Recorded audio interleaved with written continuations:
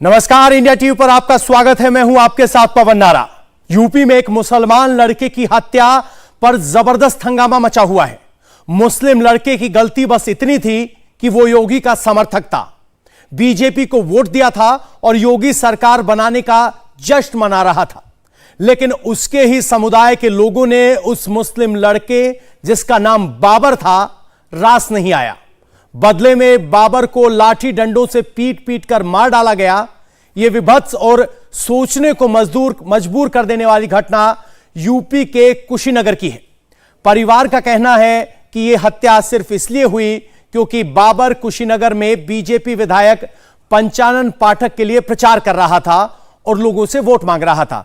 FIR देखिए। BJP की जीत पर मेरे पति ने खूब पटाखे फोड़े और मिठाइयां बांटी, जिसकी वजह से जब मेरे पति घर पर थे, शाम करीब 6:30 बजे अजीमुल्ला, आरिफ, सलमा और ताहिद लाठी डंडे के साथ आए। बीजेपी की जीत के जश्न के बदले में यह हत्या कर दी गई, जो अपने आप में बहुत चौंकाने वाला है। बाबर के भाई ने आखिर क्या कहा है, आपको सुनाते हैं। आखिर उनके ऊपर क्या बीती, क्या हुआ। सर, ये बीजेपी के प्रचार प्रसार में लगा हुआ था और इसके लिए ये लोग बहुत इन लोगों का पूरा गुस्सा सर पे चढ़ गया था कि अब मार देंगे तब मार देंगे। कई बार इसको धमकी मिला, 10 लाख थाने में दे देंगे, मार देंगे, ये कर देंगे, वो कर देंगे। हमारा भाई बहुत दौड़ा, अपने मौत के लिए भीख मांगा हो। मार डालेंगे। योगी सरकार ने इस हत्याकांड पर बड़ा एक्शन लिया है। सीएम योगी ने खुद इस मामले की जांच करने की बात की है और सख्त से सख्त कार्रवाई के आदेश दिए हैं।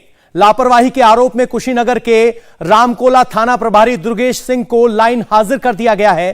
थाना प्रभारी पर आरोप है कि परिवार के कहने के बावजूद कोई एक्शन नहीं लिया गया। वहीं बीजेपी के सांसद बृजलाल का कहना है कि आरोपियों पर कड़ी कार्रवाई की जा रही है। यूपी को बंगाल नहीं बनने देंगे। मुस्लिम समाज ने हमको वोट दिया है, मुस्लिम महिलाओं ने हमको वोट दिया है और यहाँ चूंकि एक मुस्लिम व्यक्ति था जिसको समाजवादी सरकार अपना बपौती समझती है, मुस्लिम वोट बैंक, और उसने वोट दिया, उसकी नृशंस हत्या हुई है। इसमें योगी आदित्यनाथ सरकार ऐसी कार्रवाई करेगी कि लोगों को और तमाम लोगों किसी की हिम्मत नहीं होगी। एक सबक सिखाने का भी ये कार्रवाई होगी। हम उस परिवार के साथ खड़े हैं उसकी सहायता के लिए। और ये जितने लोग हैं उसमें पहले तो मर्डर में जेल जाएंगे, गैंगस्टर एक्ट में जेल जाएंगे, इसी सीट खुलेगी और जमानत का प्रयास करेंगे तो हम नेशनल सिक्योरिटी एक्ट में अंदर उनको जेल से बाहर नहीं आने देंगे।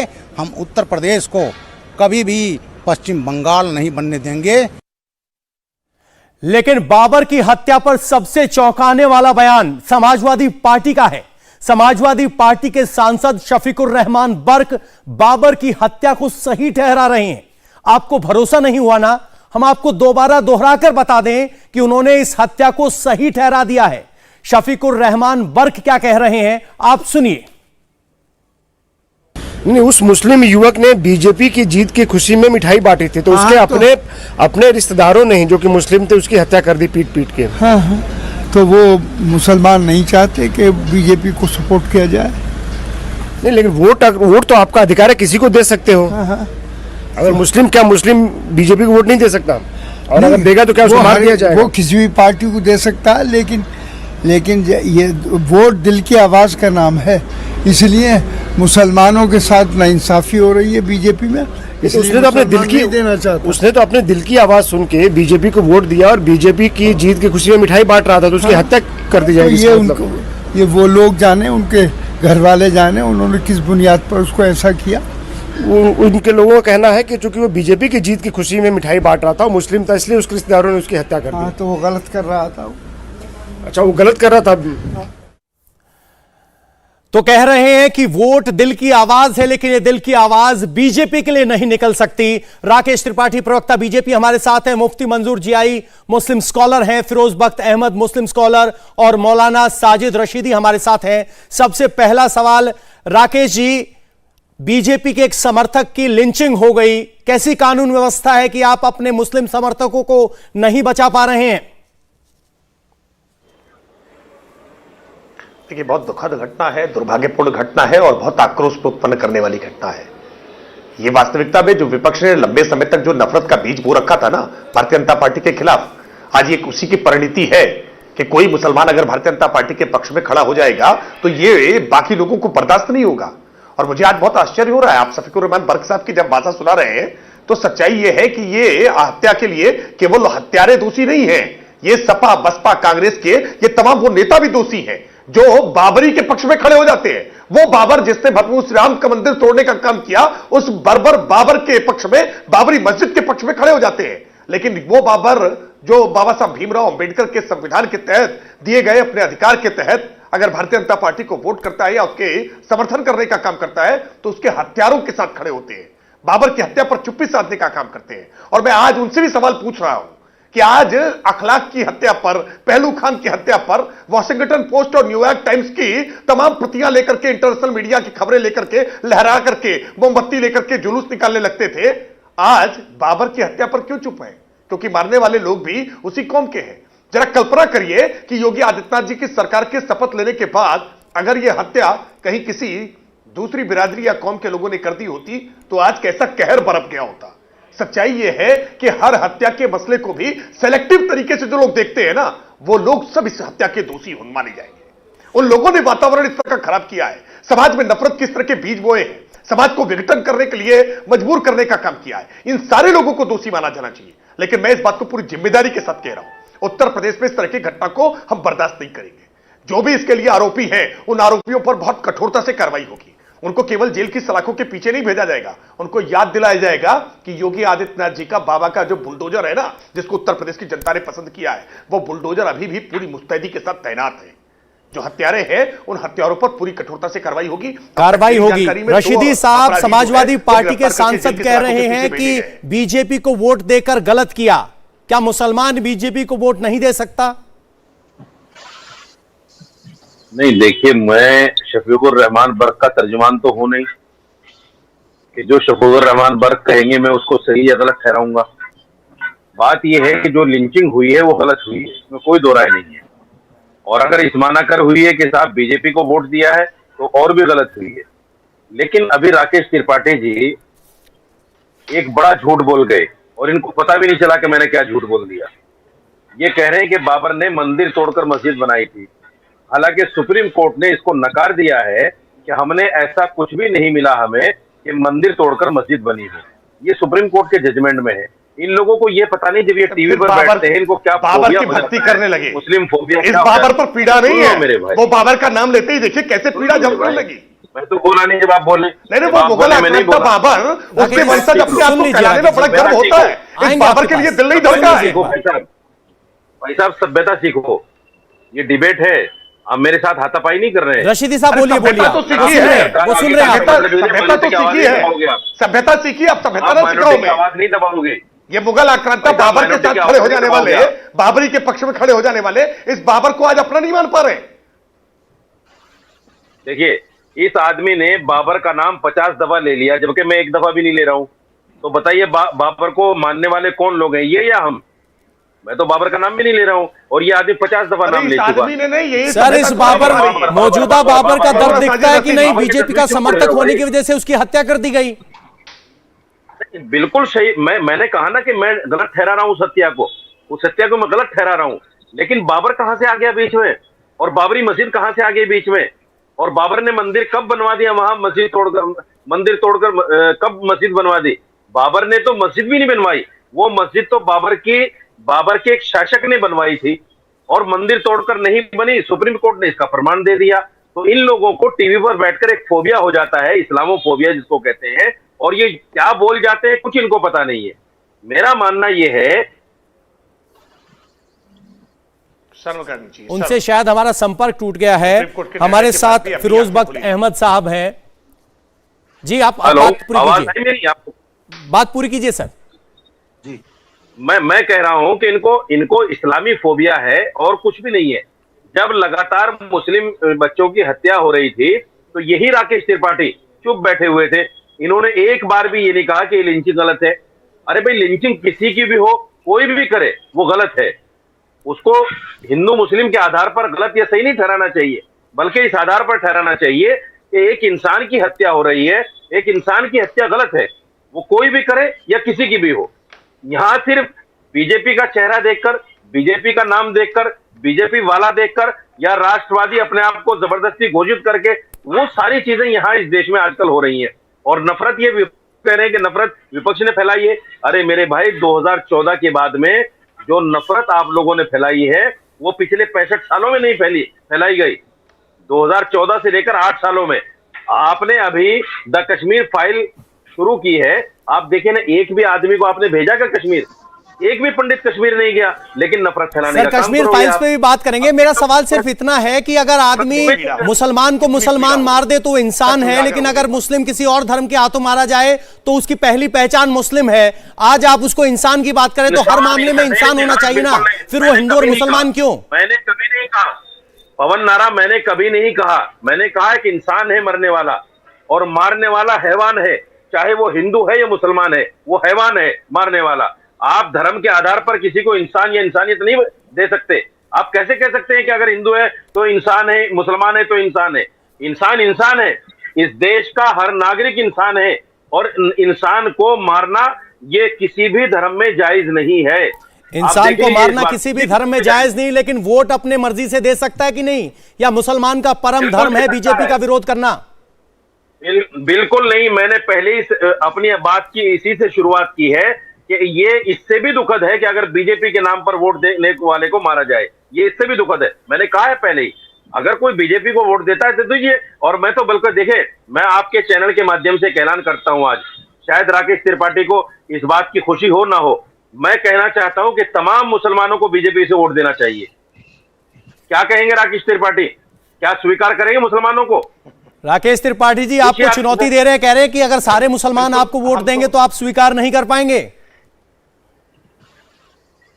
नहीं, काश कि ऐसा होता कि मौलाना साजिद रशीदी की बात पर कोई भरोसा करता और इनकी बात कोई मानता तो शायद बेहतर होता। लेकिन चूंकि आप प्रासंगिक हैं, इनकी बात कोई मानता नहीं है, लेकिन आप कहे ना कहे, आप निश्चित रहिए, आप कहे ना कहे, उत्तर प्रदेश में भारतीय जनता पार्टी को जो ये प्रचंड जीत मिली है ना, इस प्रचंड जीत में उत्तर प्रदेश के जितने जो उत्तर प्रदेश के विकास को पसंद करने वाले हैं, वो सब मुसलमानों ने भारतीय जनता पार्टी को वोट किया है। हाँ, जो मजहबी आपके ध्रुवीकरण में, जो कट्टरपंथ में, जो उत्तर प्रदेश में जिस प्रकार का अफवाह और भ्रमजाल फैला रखा था, उसके कारण वोट नहीं भारतीय जनता पार्टी को देते रहे। हमने अब भ्रम की गांठें तमाम खोली है, हमने भ्रमजाल को कुतर दिया है, उसको काट दिया है। उत्तर प्रदेश में, देश में मुसलमान भारतीय जनता पार्टी के साथ जुड़ रहा है। ये जो लंबे समय तक विपक्ष ने प्रोपेगेंडा पॉलिटिक्स की है ना, वो प्रोपेगेंडा पॉलिटिक्स सब दानाशाही हो रही है। और जी आ रहा हूं आपके पास सरदीप साहब, मुफ्ती मंजूर साहब, तो क्या ये समाज की सच्चाई है कि मुसलमान बीजेपी को अगर वोट दे तो उसे कम मुसलमान समझा जाता है?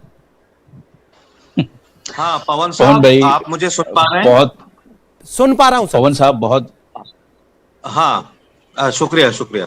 देखिए, ऐसा है, अभी बार बार एक लफ्ज इंसान इस्तेमाल किया गया, मगर मैं समझता हूं कि इंसान से जुड़ी इंसानियत खत्म हो चुकी है और शैतानियत, और मैं समझता हूं कि हैवानियत का राज है कि एक वो शख्स, मैं हिंदू मुसलमान कहना पसंद नहीं करता, क्योंकि नहीं, ये क्या कह गए पवन जी? सुन लीजिए, क्या कह गए? हैवानियत का राज है? बहुत शर्म की बात है। मैं बात पूरी कर लूं। मोदी जी का राज है, आप इस तरीके से बात कैसे कर सकते हैं? वोट दे दिया तो क्या मुफ्ती साहब आ रहे हैं आपके पास, सुन लीजिए एक बार। ये बिल्कुल गलत है, ये हैवानियत है। उसको जिन्होंने मारा, मैं चाहे वो किसी भी धर्म के हो, मुसलमान हो, कुछ भी हो, लेकिन ये शैतान लोग हैं, ये हैवान लोग हैं, ये जानवर हैं। अगर किसी ने किसी भी पार्टी को, ये उसका पूरा हक है। अगर कोई मुसलमान मान लीजिए जनसंघ को सपोर्ट करता है, आरएसएस को सपोर्ट करता है, तो उसमें कोई बुराई नहीं है। आरएसएस के जो हमारे सरसंघ चालक हैं, उन्होंने तो ये कहा है कि हिंदुओं में और मुसलमानों में कोई फर्क नहीं है, हमारा डीएनए एक है, सब कुछ। तो ये सब होते हुए भी अगर हम ये देखते हैं कि एक मुसलमान जिसने बेचारे ने बीजेपी को वोट दे दिया, तो उसका गला काट दिया जाएगा। और शफीकुर रहमान बर्क को मैं कहना चाहूंगा कि जिस तरह के आग वो लगा रहे हैं समाज के अंदर, जिस तरह का वो जहर जो है वो समाज में घोल रहे हैं, उससे वो बचें। और खुदा न खास्ता अगर कोई ऊंच नीच हो जाएगी तो उसके जिम्मेदार ये शफीकुर रहमान बर्क जैसे लोग होंगे। और ये कहना कि भाई सारे मुसलमानों को बीजेपी छोड़ देनी चाहिए, आज के दौर में समझ लें, मैं हमारे भाई हैं, छोटे भाई हैं हमारे, मौलाना साजिद रशीदी साहब, मैं ये बता देना चाहता हूं, देखिए आज के दौर में कोई अछूत नहीं है। अगर हम ये कहें बीजेपी और आरएसएस अछूत हैं, बिल्कुल गलत है। मेरे कहने का मकसद है आज सब बराबर हैं, आप किसी को भी वोट दे सकते हैं, सपा, बसपा, कांग्रेस, शिवसेना, किसी को भी वोट दे सकते हैं, इस बात में कोई बात नहीं। मुफ्ती साहब, मैं एक बात आपसे समझना चाहता हूं, क्या आप इस बात को स्वीकार करेंगे कि जमीन पर आज भी ऐसी सोच है कि बीजेपी को विरोध करना ही मुसलमान की पहली जिम्मेदारी है? क्या इस बात को स्वीकार करेंगे आप? बिल्कुल नहीं पवन साहब, ऐसा है माध्यम से आपके तमाम हिंदू मुसलमान की नहीं है। फिरोज साहब एक बार मुफ्ती साहब से ले लेते जवाब। आऊंगा मैं आपके पास, कांग्रेसी है तो बीजेपी को वोट देने वाले का गला काटेगा, कोई बीजेपी वाला है तो कांग्रेस को वोट देने वाले का गला काटेगा। ये जमहूरियत है। मुफ्ती मंजूर साहब को बोलने दीजिए। मुफ्ती मंजूर साहब, क्या आप इस बात को स्वीकार करेंगे कि आज भी जमीन पर हकीकत यह है कि मुसलमान से उम्मीद की जाती है कि वो बीजेपी के खिलाफ ही वोट करें? पवन नारा साहब, मैं आपको बता दूं और आपके व्यूअर के लिए भी जानना बहुत जरूरी है कि इस किस्म का कोई भी भ्रम नहीं है और इस किस्म के भ्रम को तोड़ देना चाहिए कि बीजेपी को वोट देंगे तो हम कहीं और के हो जाएंगे, अपवित्र हो जाएंगे, अपवित्र हो जाएंगे। इस किस्म की भाषाओं का इस्तेमाल मुल्क में नफरतों को बढ़ावा देने वाली भाषा है। दूसरा यह है कि सबसे इंपॉर्टेंट पहलू हमें यह देखना होगा, जिस तरीके से पॉलिटिकल किलिंग हो रही है, ये पॉलिटिकल किलिंग किसी भी सूरत में जायज नहीं है। किलिंग तो कहीं पर भी ना ही शरीयत में ना ही किसी धर्म में जायज हो सकती है, लेकिन जो पॉलिटिकल किलिंग हो रही है इस पर किसी न किसी सूरत से रोकथाम होनी चाहिए और इस पर सख्ती बरती जानी चाहिए।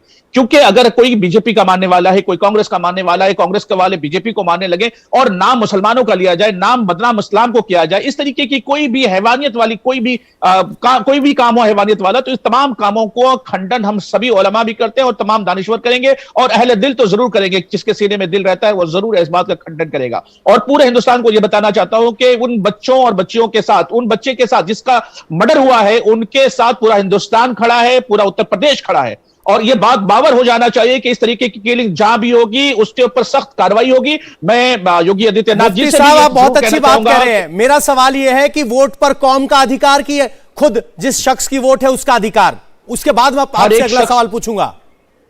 हर एक शख्स को अपने अपने वोट देने का अधिकार है, ये कॉन्स्टिट्यूशन राइट है और हर एक शख्स को अपना अपना अधिकार जहां चाहे वो उसका इस्तेमाल करें, लेकिन किसी भी सूरत में पॉलिटिकल किलिंग नहीं होनी चाहिए। इस पर रोकथाम के लिए लाए अमल होना चाहिए, इस पर पूरी कार्रवाई होनी चाहिए। कहीं ना कहीं हर एक शख्स दूसरे का निशाना बना हुआ है, इस निशाने से कैसे बचा जाए हर एक शख्स फिक्रमंद है। अगर आप, हम या मैं या कोई और किसी का सपोर्टर है तो दूसरे सपोर्टर वालों से, दूसरी पार्टी के पॉलिटिकल लोगों से बिल्कुल डरे और सहमे रहते हैं। टेक्निकली बहुत बढ़िया बात कही सर आपने। वोट से पहले नमाज के वक्त, जुम्मे की नमाज के वक्त किसी एक पर्टिकुलर पार्टी के पक्ष में फतवा क्यों जारी होता है, संदेश क्यों दिया जाता है? ये कोई आदेश नहीं मानता है इस मुल्क में, आप याद रखें। मानने ना मानने दिया तो जाता है, नहीं मानता है और ना ही मानेंगे। मुफ्ती होते हैं, आप होते हैं। अगर ये फतवा दिया जाता है, ना ही फतवा जारी किया जाता है और ना ही कोई किसी का इस किस्म का ये दीनी मामला नहीं है कि इसमें फतवा जारी किया जाए। फतवा दीनी मामला में जारी होते हैं, शरई उम्र पर फतवे जारी होते हैं, ना कि पॉलिटिकल और वोट देने पर फतवे जारी होंगे। अगर मुल्क में वोट देने पर फतवे जारी होने लगे तो फतवे की तो आगे खत्म कर दी जा रही है। लेकिन मैं आपको बताऊं कि ये दीनी मामला होते हैं फतवे के लिए, ना कि पॉलिटिकल मामला। और जिस तरीके से पॉलिटिक्स हो रही है, ये ऐसी पॉलिटिक्स के ऊपर में कदगन लगना चाहिए कि अगर एक दूसरे के वजह से दूसरे को मारा जाए, एक पार्टी को सपोर्ट करने की वजह से दूसरे पार्टी के लोग उसको मार दें, ये निहायत ही दुर्भाग्यपूर्ण है हमारे लिए। और फिरोज भट्ट साहब कुछ कहना चाह रहे हैं। फिरोज भट्ट साहब, मैं छोटी सी बात कहना चाह रहा हूँ मुफ्ती साहब। जी बोलिए। मैं छोटी सी बात कहना चाह रहा हूँ और इस बात की तायीद जो है हमारे मौलाना साजिद रशीदी साहब ने भी पहले की थी।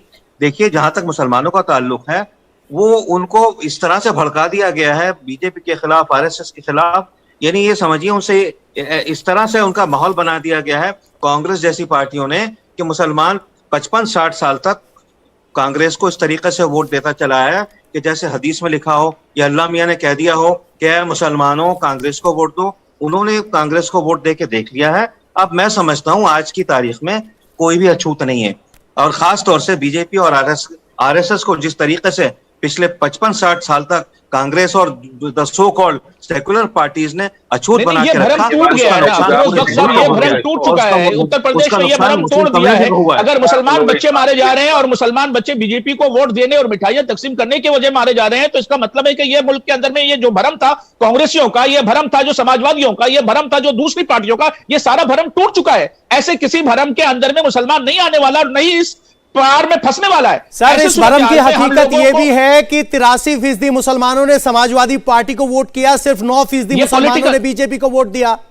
ये पॉलिटिकल सिनारियो है पवन नारा साहब, चूंकि हर एक शख्स अपने अपने रायदही का इख्तियार रखता है, तो उसने किसी ने दिया। ये कोई शरई फैसला नहीं है, ये फतवा नहीं है। अगर 9%, तो क्या 9% मुसलमान नहीं है? क्या वो 9% बीजेपी के साथ है? तो क्या उनकी आइडियोलॉजी उनके साथ मिलती है? अगर मैं, आप, कोई और अगर बीजेपी के साथ कोई खड़ा होता है तो इसमें क्या बुराई है? बहुत सारे 9% कितनी होती है आबादी? आप सीखें, उत्तर प्रदेश की 9% आबादी कितनी बड़ी आबादी है। पहले वो 1% हुआ करती थी, अब 9% हो गई, आने वाले दिनों में और बढ़ जाएगी। ये बढ़ना घटना चलता रहेगा, लेकिन किसी भी सूरत में पॉलिटिकल किलिंग नहीं होनी चाहिए। और पॉलिटिकल किलिंग ही हमारे मुल्क को खतरनाक नताइज सामने लाएंगे, जिसकी वजह से हमारे मुल्क के अंदर में ताना बाना खराब होगा। और हम तो ताना बाना जोड़ने वाले लोग हैं, हम मुल्क में मोहब्बतें आम करने वाले लोग हैं। हम सबकी रिस्पॉन्सिबिलिटी और जिम्मेदारी है, और हर बिल्कुल एक को आपका अपनी जिम्मेदारी स्वागत है पूरी करनी साहब, होगी। बिल्कुल ऐसा ही माहौल बनाए रखिए भाईचारे का। साजिद रशीदी साहब, जब तक हम ये स्वीकार नहीं करेंगे कि बीजेपी के खिलाफ भड़काया गया, जैसा कि बख्त साहब बख्त साहब कह रहे हैं कि बीजेपी के खिलाफ मुसलमानों को भड़काया गया है, तो ये भड़काहट कहां से शुरू हुई है, कब खत्म होगी? जब तक आप इस बात को स्वीकार नहीं करेंगे, शुरुआत कैसे होगी धार्मिक आधार पर वोट पोलराइजेशन को खत्म करने की? भाई देखिए भाई साहब, एक बात याद रख लीजिए, अब पहले जैसा वक्त नहीं है कि अगर कोई आदमी किसी को भड़काए वो उसके भड़काए में आ जाए। अब तो बाप की बात को बच्चा नहीं मानता, बाप की शोहर की बात को बीवी नहीं मानती। वोट देने के मामले में पता चला कि बीवी अलग पार्टी को वोट दे रही है, शोहर अलग पार्टी को वोट दे रहा है, बेटा अलग पार्टी को वोट दे रहा है, बाप अलग पार्टी को वोट दे रहा है। अब कोई किसी के बहकावे में नहीं आता। ये जो मामला, ये जो सिनेरियो तैयार किया जा रहा है और हो रहा है, ये सिर्फ अपोजिशन को कमजोर दिखाने के लिए, अपोजिशन को कहीं ना कहीं अंडर एस्टिमेट करने के लिए इस तरह की बातें कही जाती है। मैंने एक सवाल राकेश त्रिपाठी के सामने रखा, सीधा जवाब नहीं दे पाई है। मैंने कहा कि अगर मुसलमान आपको वोट दें तो क्या आप उनको स्वीकार करेंगे? अभी तक जो है राकेश त्रिपाठी ने सीधा जवाब नहीं दिया इसका कि हाँ बीजेपी उनको स्वीकार करेगी। ये जवाब ले लेते हैं राकेश जी, अगर मुसलमान आपको वोट करे तो स्वीकार करने में क्या दिक्कत है? करेंगे आप स्वीकार? बिल्कुल स्वीकार करेगी, 100% स्वीकार करेगी। अब साजिद रशीदी साहब कान खोल सीधा जवाब नहीं दे सकते। सुन लीजिए, दे रहे हैं जवाब। शायद आप मेरी बात सुन नहीं पाए थे, इसलिए समझ नहीं पाए थे। अब सुन लीजिए, मैं जवाब दे रहा हूं। मुसलमान वोट करे नहीं करे, मुसलमान भारत का नागरिक है। भारतीय जनता पार्टी भारत के हर नागरिक के प्रति समान व्यवहार रखने की पक्षधर है, और भारतीय जनता पार्टी जाति और मजहब के आधार पर भेद करने का काम नहीं करती है। उत्तर प्रदेश में योगी आदित्यनाथ की सरकार के पहले कार्यकाल में हमने उत्तर प्रदेश में जो 44 लाख मकान दिए थे ना प्रधानमंत्री आवास के तौर पर, इन 44 लाख मकानों में 27% मुसलमानों को दिए थे। लेकिन यह बात शायद आपने न कभी सुनी, न देखी, न समझी, न जानी।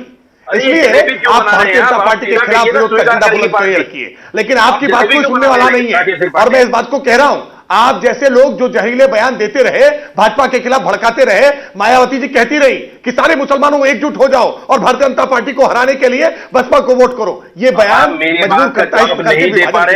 जब कांग्रेस पार्टी कहती है कि भारतीय जनता पार्टी जब मौत का सौदागर घोषित करने की कोशिश करती है, तब इस प्रकार की पृष्ठभूमि तैयार होती है। देखिए, सच्चाई यह है कि समाजवादी पार्टी हो, बहुजन समाज पार्टी हो या कांग्रेस पार्टी हो, इन सब राजनीतिक दलों ने उत्तर प्रदेश के वातावरण को विषाक्त करने का काम किया है। और इसी कारण से आज ये मजहब की लकीरें इतनी गहरी खींची गई। और यही कारण है कि आज मंजूर साहब कुछ कहना चाह रहे हैं। मुफ्ती साहब, तो ऐसा भाजपा ने कभी किसी के साथ भेदभाव नहीं किया, सारी योजनाएं सबको बराबर बांटी, ऐसा दावा कर रहे हैं राकेश।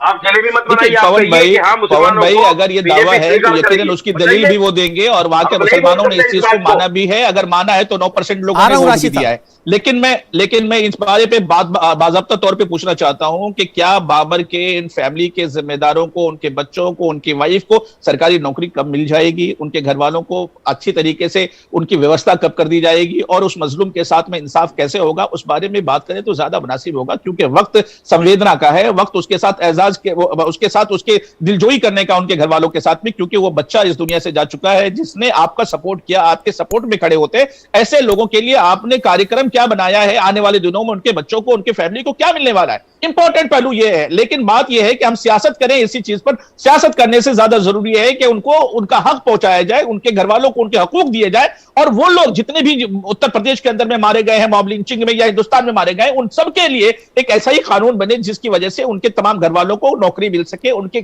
खाने पीने का इंतजाम हो सके, उनके राकेश जी से जवाब लेते हैं। सर, आपका समर्थन था, क्या करने वाले हैं आप उसके लिए? माइंडसेट जो फैलाया जा रहा है ना, सुनिए मेरी बात सुनिए मुफ्ती मैं एक टिप्पणी करूंगा मुफ्ती एक राकेश साहब, बख्श साहब की बात सुन लेते हैं 1 सेकंड के लिए, फिर राकेश जी आपके पास आ रहा हूं। जी बख्श साहब।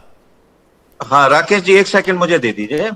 देखिए ऐसा है मुफ्ती जाई साहब, गलती एक फिरके से हुई है, उसने ही एक बच्चे को ये कह के मार दिया कि भाई तूने आरएसएस बीजेपी को वोट दिया है, ये हरगिज भी एक्सेप्ट नहीं होगा। हमारे जैसे लोग जो लॉ अबाइडिंग लोग हैं, जो सभी को साथ लेकर, जैसे मोदी जी ने कहा है सबका साथ सबका विकास सबका विश्वास सबका प्रयास, जो लोग इसमें यकीन रखते हैं वो किसी भी हालत में, मैं मानता हूं जिन्होंने माना आप मुसलमान ना कहिए आतंकवादी हैं, ठीक है, हिंदू मुस्लिम सिख ईसाई, बजाय इसके कि कहना कि इन्होंने कत्ल किया है आतंकवादी होता है, लेकिन ये माइंडसेट फैलाना कि तुम मुसलमान हो, तुमने बीजेपी को वोट दे दिया इसलिए तुम्हारा कत्ल किया गया, ये बिल्कुल गलत है। जैसे कि शफीकुर रहमान बख्श साहब ने कहा कि उसकी गलती थी कि उसने बीजेपी को वोट दिया। मेरे समझ में नहीं आता किस तरीके के लोग जो है पार्लियामेंट में चले जाते हैं और इस तरीके से पूरी कम्युनिटी को जो है मिसगाइड करके, हिंदुस्तान जो कि एक विश्व गुरु बनने वाला है, $5 ट्रिलियन इकोनॉमी में जाने वाला है, ये चीजें हिंदुस्तान को पीछे घसीटती हैं,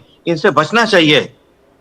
पीछे घसीटती हैं, बचना चाहिए। राकेश जी आप कुछ कहना चाह रहे थे, जिस शख्स की मौत हुई है उसके लिए क्या करने वाले हैं आप, ऐसा सवाल पूछा मंजूर जियाई साहब को भी नहीं, मैं तो मंजूर जियाई साहब को भी और साजिद रशीदी साहब को भी कहूंगा कि आपके टेलीविजन शायद वो देख पा रहे होंगे और आपके टेलीविजन पर चल रहे दृश्य को भी देख रहे होंगे। जनाजे को कंधा देता हुआ व्यक्ति भारतीय जनता पार्टी का वहां से नवनिर्वाचित विधायक है श्री PN पाठक जी।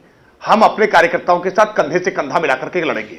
ये जिस प्रकार की हिंसा राजनीतिक तौर पर करने का प्रयास किया गया है, हम इसे बर्दाश्त नहीं करेंगे। हम परिवार के साथ पूरी मजबूती के साथ खड़े हैं। जो अपराधी हैं उन अपराधियों को गिरफ्तार करके जेल भेजने के कार्रवाई हमने तेज गति से प्रारंभ भी की है और ऐसे तत्व उभर कर सामने ना आए, हम इसके लिए एक नजीर कायम करने का काम करेंगे। लेकिन मैं फिर यह सवाल पूछ रहा हूं, अब तक शफीकुर रहमान बर्क के खिलाफ एक भी बात, एक भी बयान ना साजिद रशीदी साहब ने कहा है, ना मंजूर जियाई साहब ने कहा है।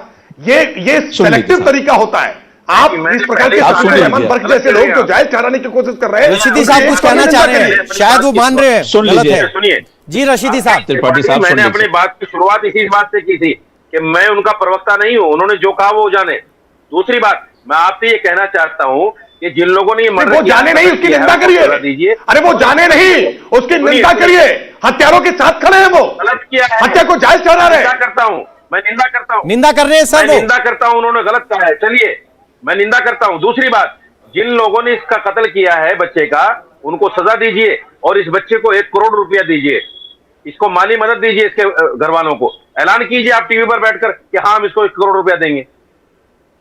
सर वो 1 करोड़ की स्कीम दिल्ली में चलती है, यूपी में ऐसा कोई चलन नहीं है, स्टेटेड पॉलिसी नहीं है। यूपी में सिर्फ बुलडोजर चलता है, यूपी में सिर्फ बुलडोजर चलता है जी।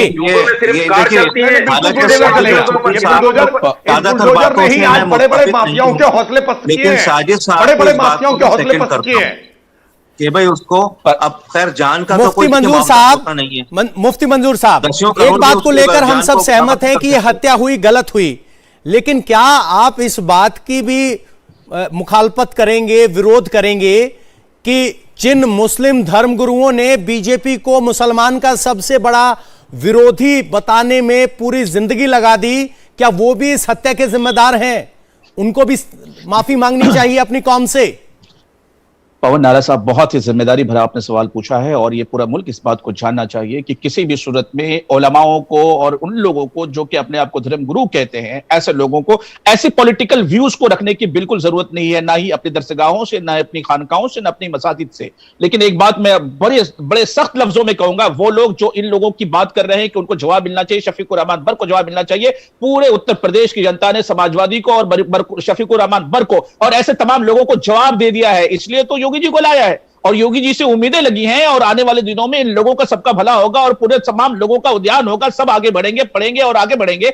ऐसी सूरत में अगर ये चीजें हमें देखने को मिलती है तो कहीं पर किसी से रहने में, किसी के साथ खड़े रहने में एतराज नहीं होगा किसी को भी। और दूसरी अहम बात जो त्रिपाठी साहब ने कही है कि भाई साहब उनकी मुखालफत नहीं करते हैं, हर उस जुल्म की और हर उस जुर्म की हम निंदा करते हैं, चाहे वो करने वाला कोई भी हो, चाहे वो मुसलमान हो या हिंदू हो, सिख हो, ईसाई हो। हमारे मुल्क के जीतियों के साथ, हमारे मुल्क की रीतियों के साथ, हमारे मुल्क की चीजों के साथ जो भी गलत करेगा उसके खिलाफ सख्त कार्रवाई होनी चाहिए और उन तमाम चीजों की हम निंदा करते हैं। और बात जहां तक है, मैं आपको त्रिपाठी साहब बताऊं, थ्रेट तो हमें भी है, हमें भी गोलियां मारने की धमकी दी जाती है। किस लिए? क्योंकि हम ऐसे सेकुलर लोगों की मुखालफत में बात करते हैं। बहुत सारे आपके साथ लोग जुड़ना चाहते हैं, लेकिन जब उनको गोली मारने की धमकियां दी जाती है, ऐसे लोगों को प्रोटेक्शन कैसे फराहम करेंगे आप? इस बारे में भी आपको चिंता करनी पड़ेगी। बहुत सारे हिंदुस्तानी लोग हैं जो डर के मारे आपके पास नहीं आते हैं, उनके बारे में आपने प्लान किया है कुछ? वो सवाल पूछते हैं मुफ्ती साहब, आप बधाई के पात्र, कम से कम आप यहां बैठकर ये कह रहे हैं कि मुस्लिम धर्मगुरुओं को कम से कम वोट के लिए या राजनीतिक मकसद के लिए तकरीर नहीं करनी चाहिए।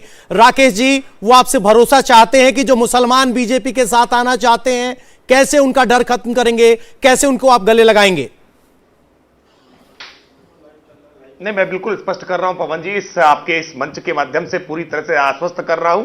उत्तर प्रदेश में बड़ी संख्या में भारतीय जनता पार्टी के साथ मुस्लिम समाज के लोग जुड़े हैं। भारतीय जनता पार्टी का अल्पसंख्यक विभाग पूरा काम कर रहा है। भारतीय जनता पार्टी ने मुसलमान को मंत्री भी बनाने का काम उत्तर प्रदेश में किया है, बिना किसी सदन के सदस्य के भी।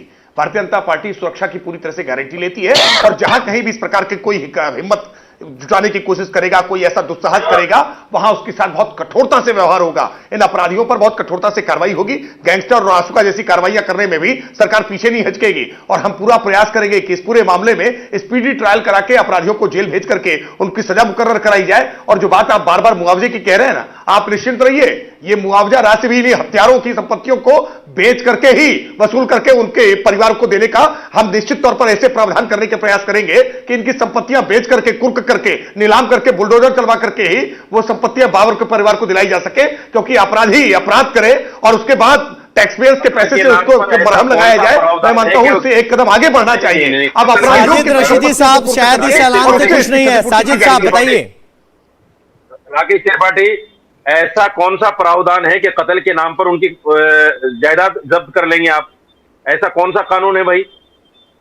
ये नए नए फार्मूले किसको समझाते हैं आप? नहीं, बिल्कुल आप ऐसा कानून बनाना पड़ेगा ना, जब लोग परेशान मत होइए करेंगे तो कानून भी फार्मूले उत्तर प्रदेश से कई बार दिखाए हैं, शायद आपकी नजरों से कहीं बच गए।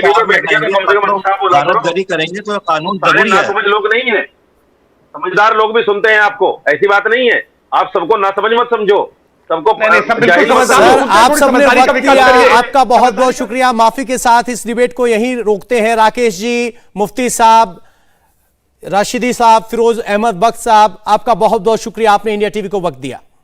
इंडिया टीवी हर वक्त हर जगह डाउनलोड करने के लिए सर्च करें India TV news Google play store या ऐप स्टोर पर।